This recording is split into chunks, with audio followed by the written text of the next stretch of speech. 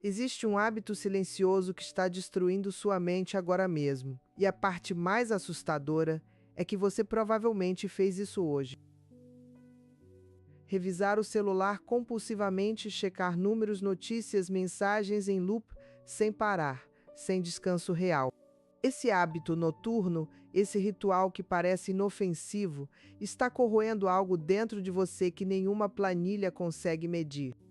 E se você continuar ignorando isso, o preço não será só financeiro, será a sua clareza, a sua paz e o tempo que você ainda pode resgatar com quem mais ama. Você já sentiu isso? Essa sensação de trabalhar sem parar, de sacrificar horas de sono, de adiar abraços, de responder mensagens às 3 da manhã e ainda assim olhar para o saldo da sua conta como se estivesse lendo a sentença de um juiz, que nunca te deu a palavra. Pois bem, o que você vai descobrir nos próximos minutos não é uma técnica de finanças pessoais, não é uma planilha, não é mais uma lista de dicas sobre como cortar gastos com café ou assinatura de streaming. O que está prestes a ser revelado é algo muito mais profundo e muito mais urgente.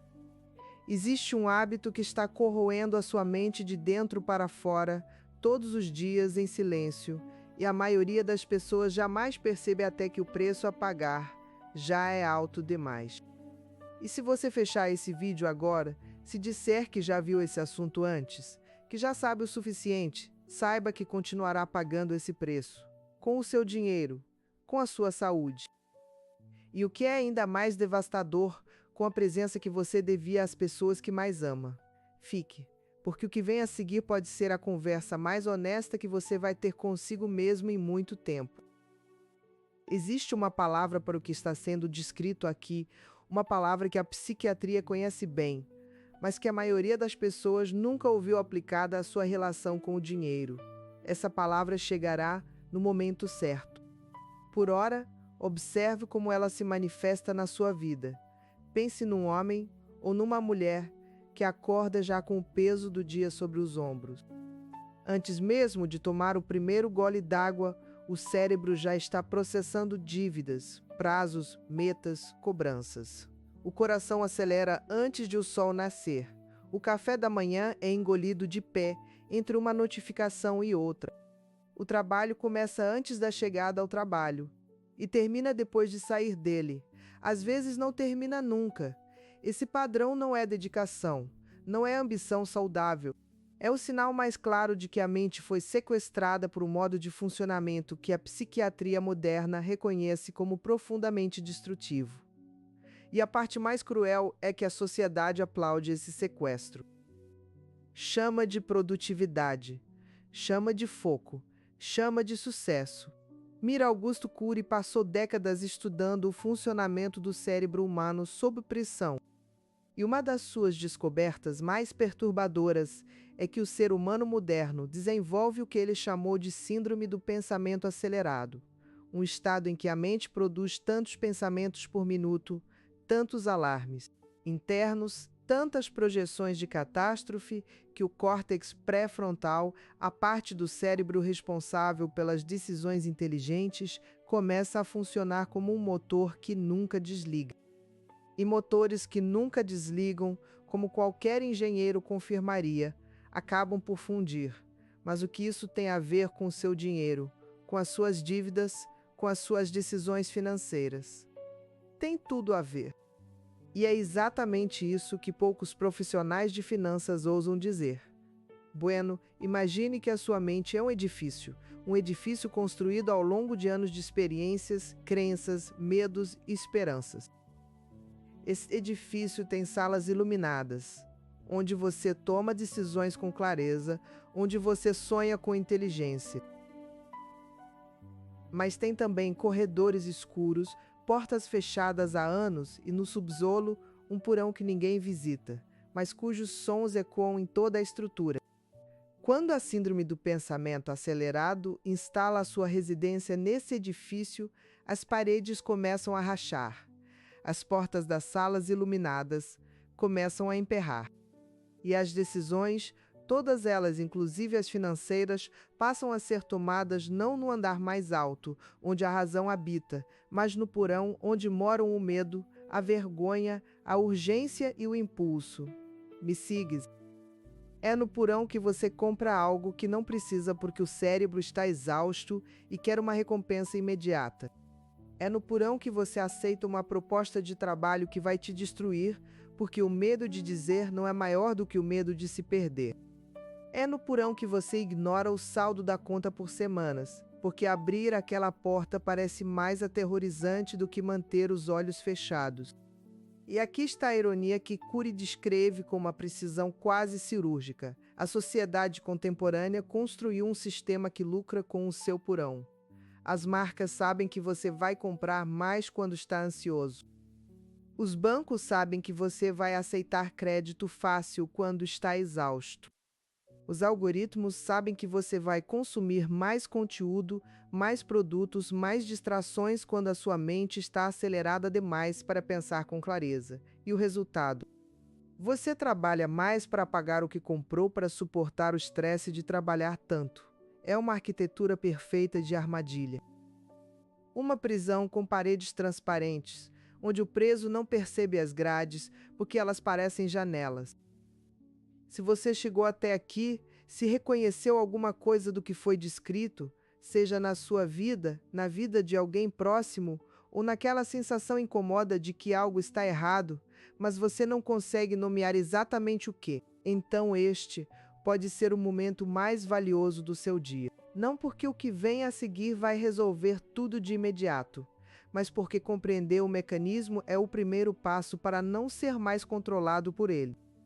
E já que estamos falando de investimentos, considere o seguinte: cada minuto que você passa aprendendo a gerir a sua psicologia financeira é um investimento com retorno garantido. Não em reais ou em euros, mas em algo que nenhuma crise de mercado pode confiscar: a clareza da sua mente. Se este canal tem sido esse espaço de investimento para você, considere se inscrever agora, porque o que vem a seguir e o que virá nos próximos vídeos é exatamente o tipo de conhecimento que nenhuma universidade de negócios vai te ensinar. E se você conhece alguém que está preso nesse ciclo, que trabalha sem parar e ainda assim sente que afunda, compartilhe. Às vezes o gesto mais generoso é simplesmente passar adiante uma luz num corredor escuro. Pois bem, de volta ao edifício da mente. Fíjate bem. Existe uma sala específica nessa arquitetura interna que Cury identifica como a mais estratégica de todas.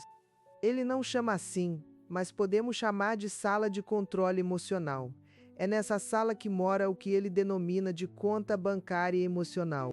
E aqui começa a parte que vai mudar a forma como você pensa sobre dinheiro para sempre.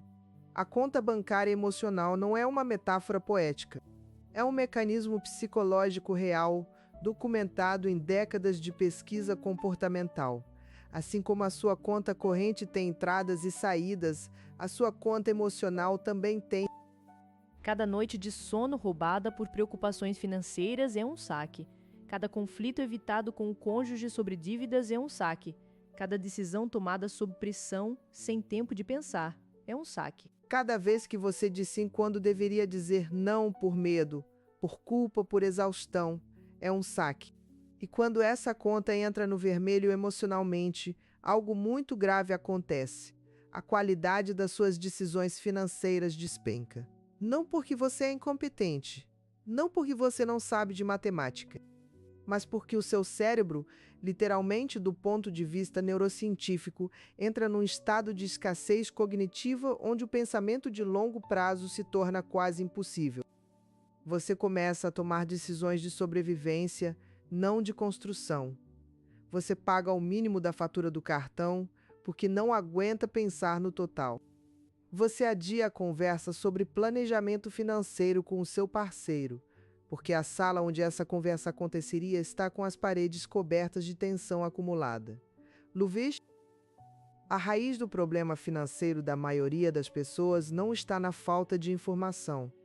Está na exaustão emocional que impede que a informação disponível seja usada com inteligência. Agora vamos falar do que ninguém quer ouvir.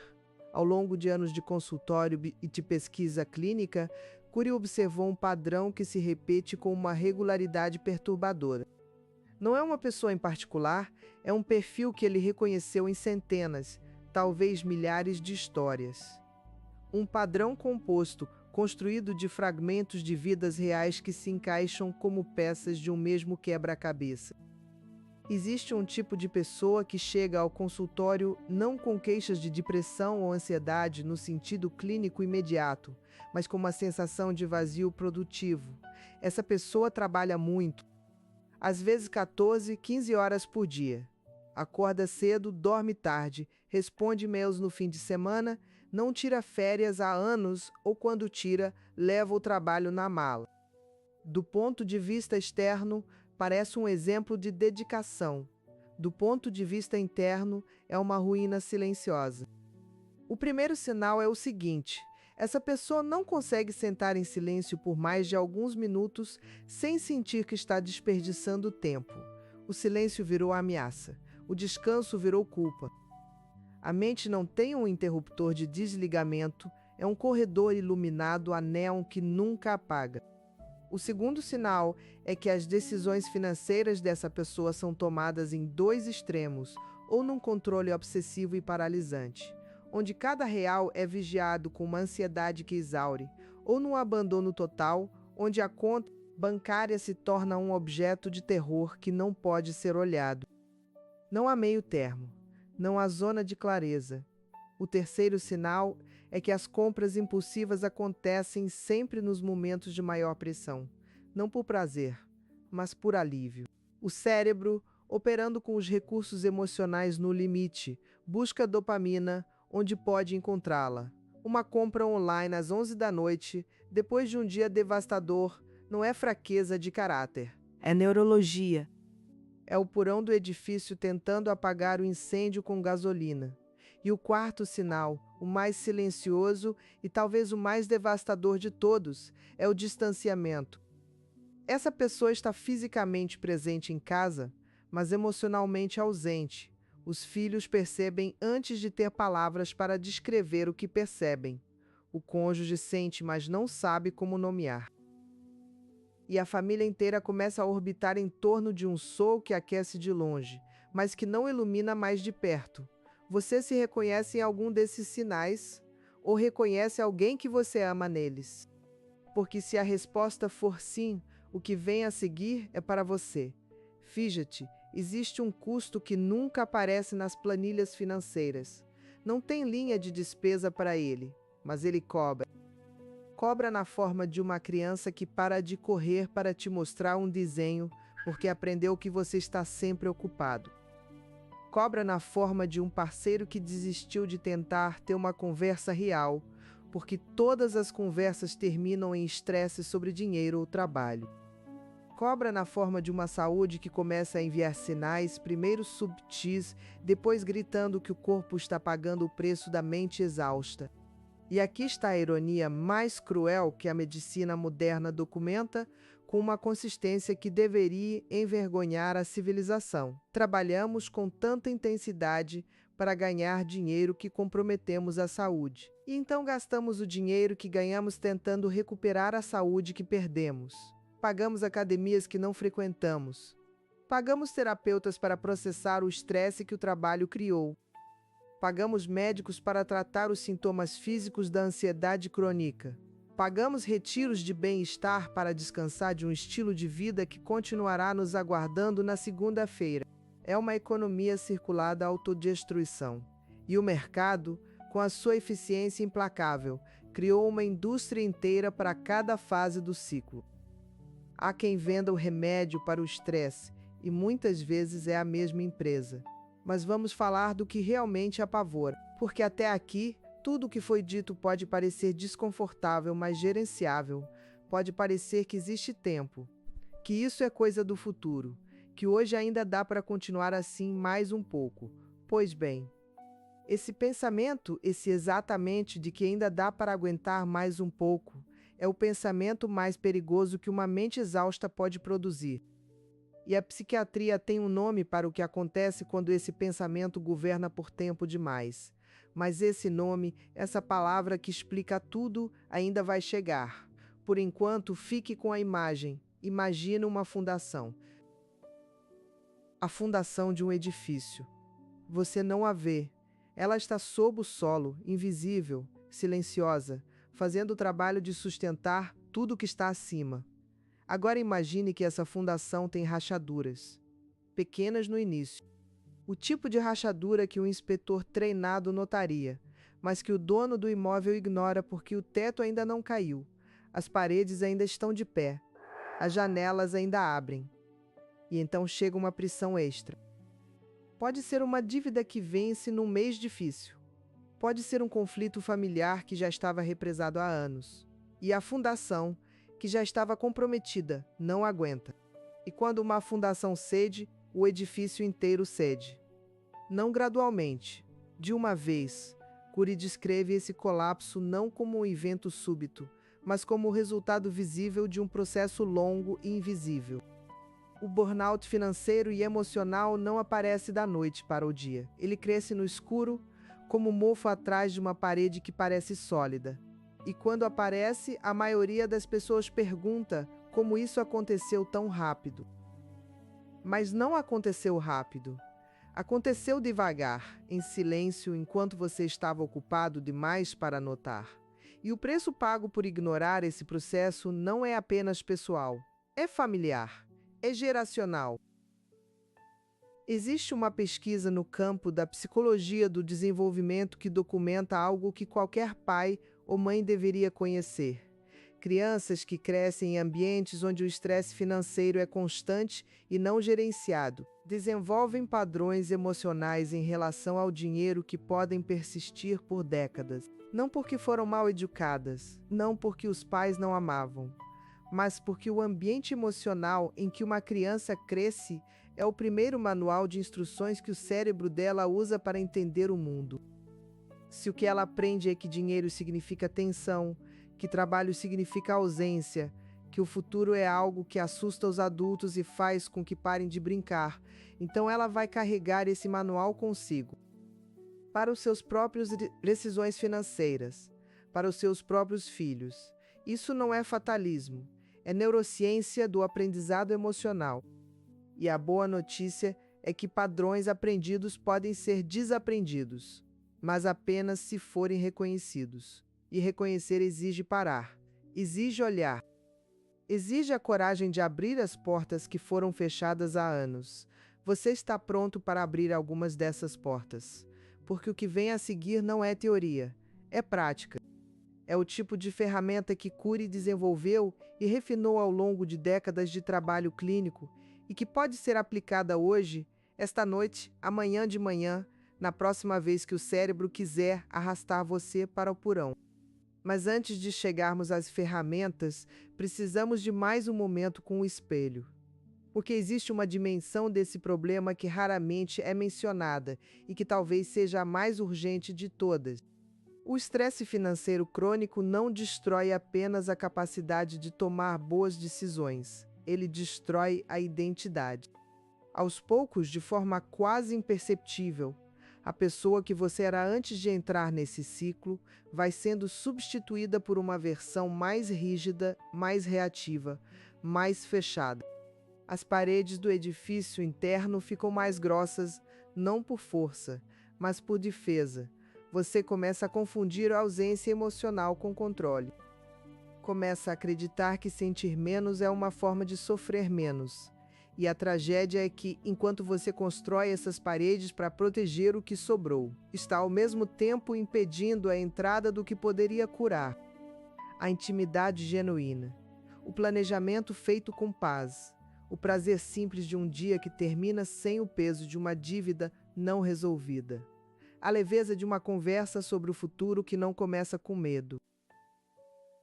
Mira, Cury tem uma frase que merece ser gravada na parede de qualquer escritório, de qualquer sala de reuniões, de qualquer mesa de trabalho. A maior riqueza de um ser humano não é o que está na sua conta bancária, mas o que está na sua conta emocional. Porque uma conta bancária vazia pode ser reabastecida, Uma conta emocional no limite produz decisões que esvaziam a conta bancária repetidamente. Não importa quantas vezes ela seja reabastecida. E é aqui que chegamos ao coração do problema e ao coração da solução. Você já se perguntou por que algumas pessoas, com a mesma renda, a mesma formação, o mesmo ponto de partida, constroem vidas financeiras completamente diferentes? Não é sorte. Não é apenas disciplina no sentido superficial da palavra. É a qualidade da sua arquitetura interna. É o estado do edifício da sua mente quando as decisões são tomadas. Pois bem, e agora chegamos ao momento em que as portas começam a se abrir.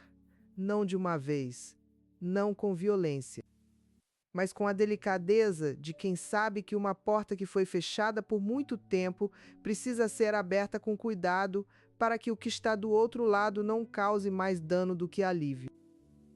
A primeira ferramenta, a mais fundamental, é o que Cury chama de gestão da emoção. E aplicada ao contexto financeiro, ela começa com uma pergunta que parece simples, mas que poucos se atrevem a fazer com honestidade. De onde vem essa urgência?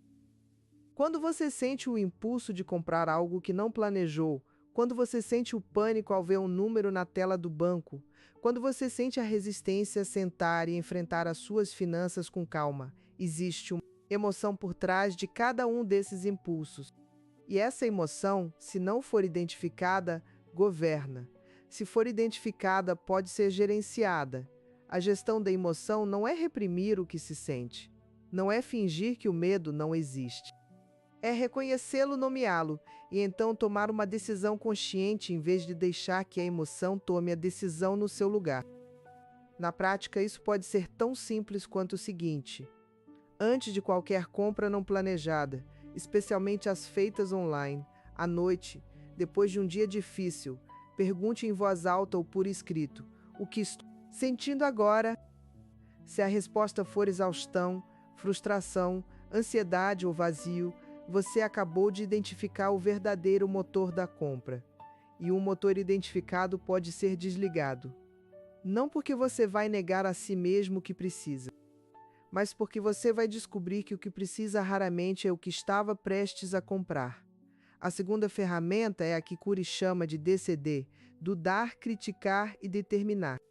E ela é, talvez, o instrumento mais poderoso que existe para interromper o ciclo de autossabotagem financeira. Dudar significa questionar o primeiro pensamento automático. Quando o cérebro diz, preciso disso agora, quando diz, se eu não comprar, vou perder a oportunidade, quando diz, mereço isso depois de tudo que trabalhei, a DCD começa com uma pausa. Uma única pergunta: isso é verdade? Ou é o meu cérebro exausto tentando me dar um atalho para sentir bem? Criticar significa examinar o pensamento com a frieza de um arquiteto olhando para uma planta. Esse gasto serve à construção que eu quero fazer? Essa decisão fortalece a fundação ou adiciona peso a uma estrutura já comprometida? Estou construindo um cômodo novo ou estou tapando uma rachadura com tinta? Determinar significa agir a partir da resposta honesta a essas perguntas, não a partir do impulso original. E essa determinação não precisa ser perfeita, não precisa ser heróica. Só precisa ser um grau mais consciente do que a decisão teria sido sem a pausa. A DCD não é um sistema de orçamento, é um sistema de pensamento.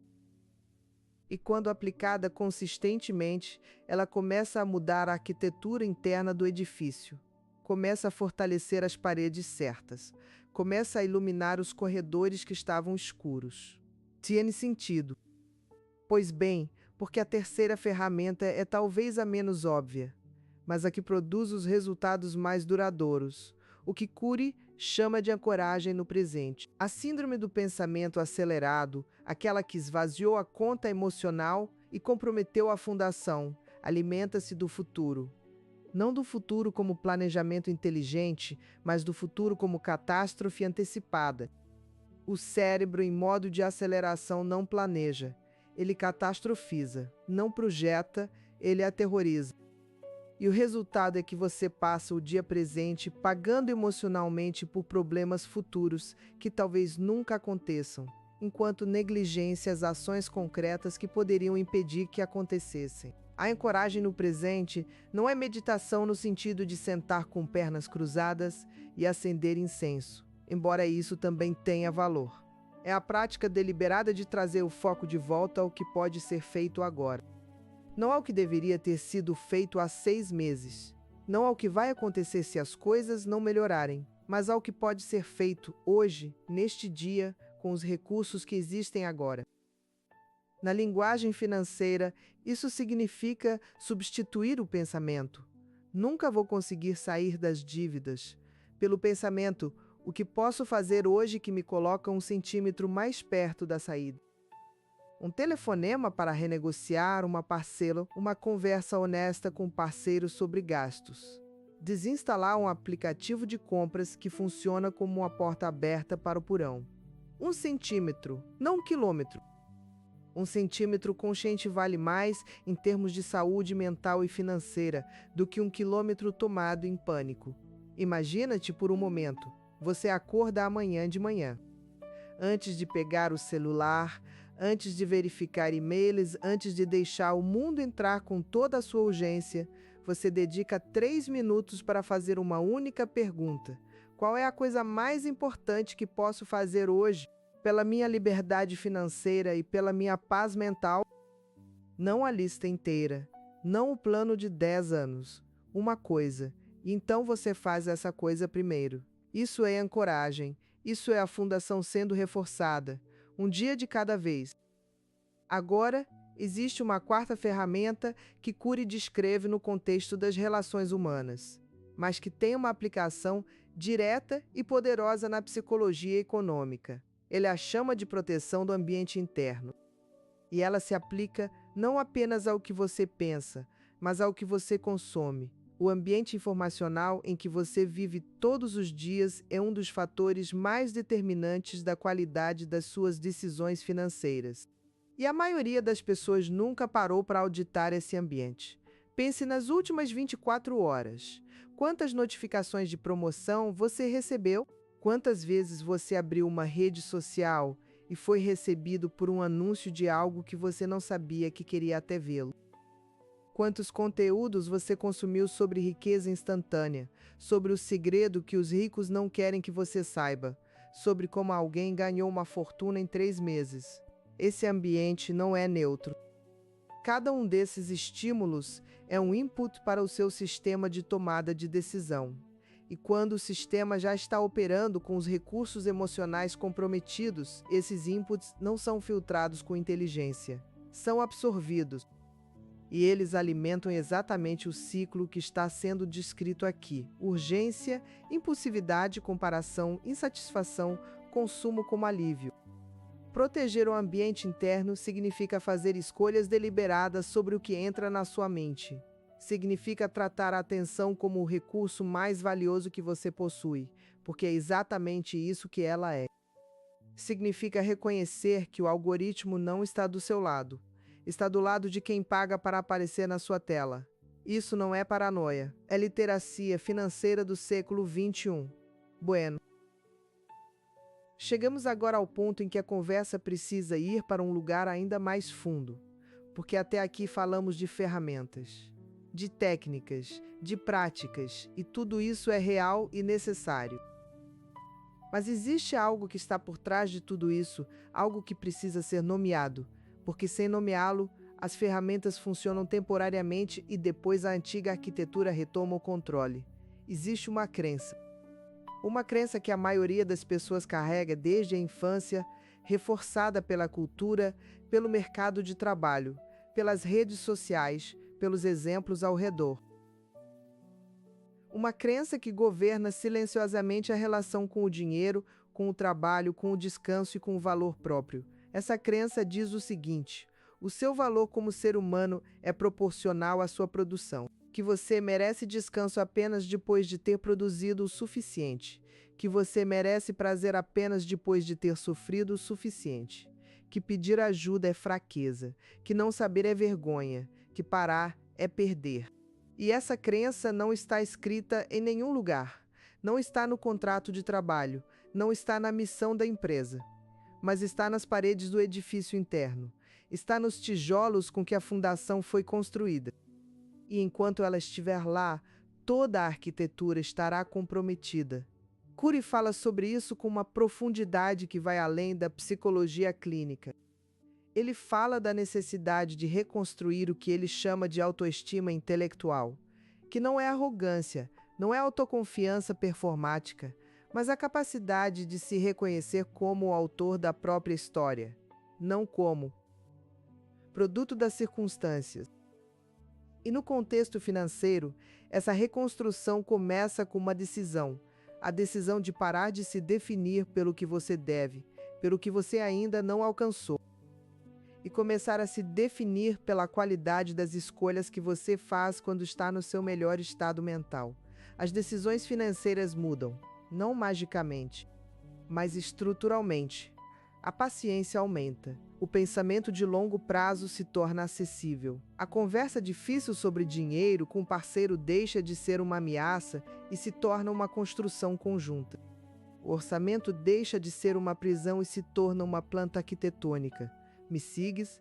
A diferença entre uma vida financeira que constrói e uma vida financeira que destrói não está no salário.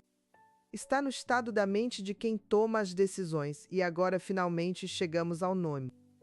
Aquela palavra que foi mencionada no início, aquela que a psiquiatria conhece bem e que, aplicada à relação com o dinheiro, explica tanto. Essa palavra é ruminação. Ruminação é o processo pelo qual a mente volta repetidamente ao mesmo pensamento negativo, ao mesmo problema não resolvido, à mesma dívida, ao mesmo fracasso, ao mesmo medo, sem avançar, sem processar, sem resolver. Apenas repetindo, como uma sala com um eco que nunca para. A ruminação é o hábito que está destruindo a sua mente sem que você perceba. Não de uma vez, mas gotejando, hora após hora, dia após dia, erodindo a fundação que deveria sustentar as suas melhores decisões. E a razão pela qual ela é tão devastadora no contexto financeiro é precisamente esta. Ela consome os recursos cognitivos que você precisaria para pensar com clareza sobre dinheiro, para planejar com inteligência, para ter conversas produtivas, para resistir ao impulso de uma compra que não serve ao seu projeto de vida. A ruminação não resolve problemas financeiros. Ela os amplifica. Ela transforma uma dívida gerenciável numa sentença de morte emocional. Transforma um erro financeiro passado numa identidade permanente. Transforma o medo do futuro numa paralisia do presente. E a ironia final, aquela que Curry descreveria com aquele olhar que combina compaixão e precisão clínica, é que a ruminação é, em si mesma, o produto da síndrome do pensamento acelerado. É o motor que não desliga virando contra si mesmo. É o edifício tentando inspecionar as próprias rachaduras sem saber como repará-las. Mas rachaduras podem ser reparadas, fundações podem ser reforçadas. Edifícios que pareciam condenados foram reconstruídos. E a mente humana, essa estrutura mais complexa do que qualquer obra de arquitetura, tem uma capacidade de regeneração que ainda hoje surpreende os neurocientistas. A neuroplasticidade, a capacidade do cérebro de criar novos caminhos, novas conexões, novas formas de responder ao mundo, não é um privilégio de poucos. É uma característica fundamental da mente humana. E ela está disponível para você, agora. Independentemente de quantos anos de ruminação, de quantas decisões tomadas no porão, de quantas noites de terça-feira de outubro olhando para números frios numa tela. Mas ela exige a mesma coisa que qualquer reforma exige, a decisão de começar. E a disposição de continuar, mesmo quando o progresso parece invisível. Pois bem, vamos então construir um andaime prático para essa reforma. Porque teoria sem prática é como uma planta arquitetônica belíssima que nunca sai do papel. A primeira pedra da reconstrução é o que podemos chamar de inventário emocional financeiro. Uma vez por semana, não todos os dias, porque todos os dias seria mais gatilho para a ruminação. Reserve 20 minutos para sentar com as suas finanças não como um auditor em pânico, mas como um arquiteto curioso. Olhe para os números. Identifique os padrões. Não os julgue, apenas os observe. Onde estão as entradas? Onde estão as saídas? Existem gastos que não passaram pelo filtro da DCD. Existem compras feitas no momento em que a conta emocional estava no vermelho. Esse exercício não é punição, é diagnóstico. E um diagnóstico honesto é sempre o início de uma cura real. A segunda pedra é o que Cury chama, no contexto clínico, de higiene mental adaptada aqui para o universo financeiro. Isso significa criar rituais diários que reabasteçam a conta emocional antes que as decisões financeiras precisem ser tomadas. Não depois, antes. Pode ser uma caminhada de 15 minutos sem celular antes de verificar e-mails de trabalho. Pode ser um café tomado sentado, sem pressa, sem tela, só com o sabor e o silêncio. Pode ser uma conversa genuína com alguém que você ama, não sobre trabalho, não sobre dinheiro, mas sobre algo que os dois acham bonito, ou engraçado ou curioso. Esses rituais não são luxo, são manutenção estrutural. São o equivalente financeiro de verificar o óleo do motor antes de uma viagem longa. Você não verifica o óleo porque é agradável. Verifica porque o custo de não verificação leva. A terceira pedra é a conversa corajosa, e esta é talvez a mais difícil de todas, porque envolve outra pessoa. Envolve vulnerabilidade, envolve abrir uma porta que foi mantida fechada por vergonha, por medo, por orgulho. Se você tem um parceiro, se você tem filhos já crescidos o suficiente para compreender, se você tem um sócio ou um colega de confiança, existe uma conversa que precisa acontecer. Não a conversa sobre os números, embora essa também precise acontecer. A conversa sobre o estado do edifício interno, sobre como o estresse financeiro está afetando a presença, a paciência, a disponibilidade emocional. Cury observou, em décadas de trabalho, que a maioria dos conflitos conjugais que têm o dinheiro como tema superficial tem o medo e a vergonha como tema profundo. Não é sobre quanto se gasta com o quê. É sobre o quanto cada um sente que o outro está presente ou ausente, seguro ou em pânico, construindo junto ou se afogando sozinho. Essa conversa, quando acontece com honestidade, sem julgamento, tem o poder de transformar dois indivíduos estressados em dois arquitetos colaborando numa mesma planta. E dois arquitetos colaborando, mesmo com recursos limitados, constroem mais e melhor do que um arquiteto sozinho com todos os recursos do mundo. A quarta pedra é o que podemos chamar de meta de presença. E esta é para quem tem filhos, ou para quem um dia vai ter, ou para quem simplesmente quer parar de ser a pessoa mais ocupada da sala em todos os momentos. Uma meta de presença não é uma meta de produtividade. É o oposto. É a decisão deliberada de, em determinados momentos do dia, não produzir nada, não gerar nada, não resolver nada, apenas estar. Com a pessoa à sua frente, com a refeição na mesa, com o sol que entra pela janela da tarde. Esses momentos não são perdas de produtividade, são depósitos na conta emocional.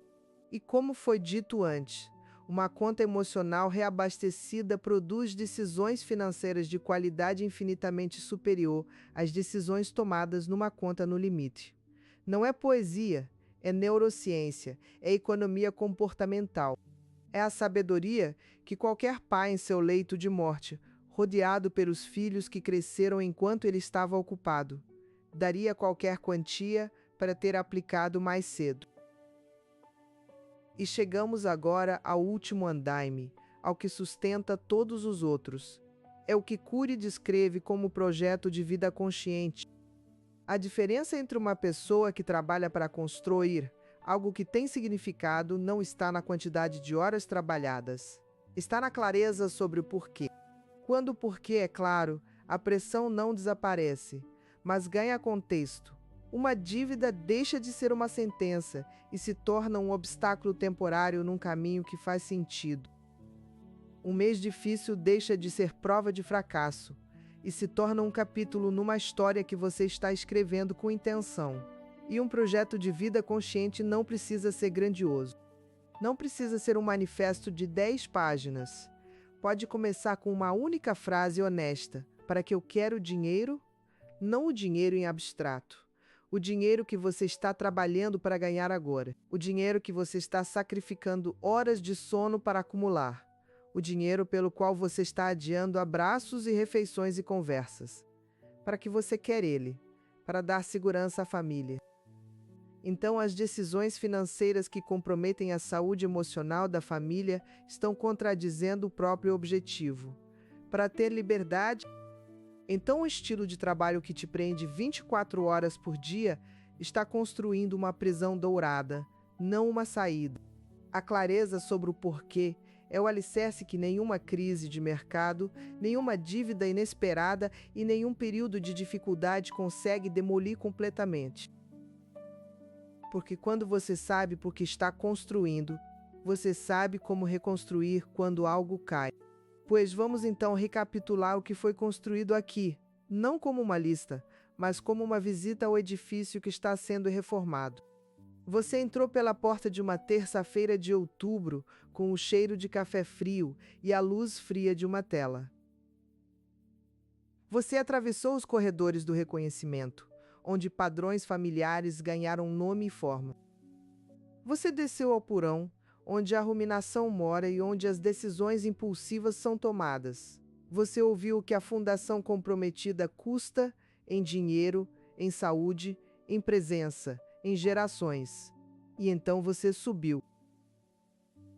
Subiu pelos andares onde as ferramentas foram entregues, a gestão da emoção, a técnica DCD, a ancoragem no presente, a proteção do ambiente interno, o inventário emocional financeiro, a higiene mental diária, a conversa corajosa, a meta de presença, o projeto de vida consciente.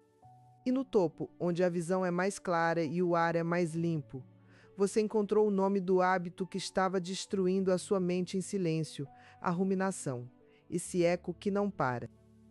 Essa porta que a mente abre e não consegue fechar.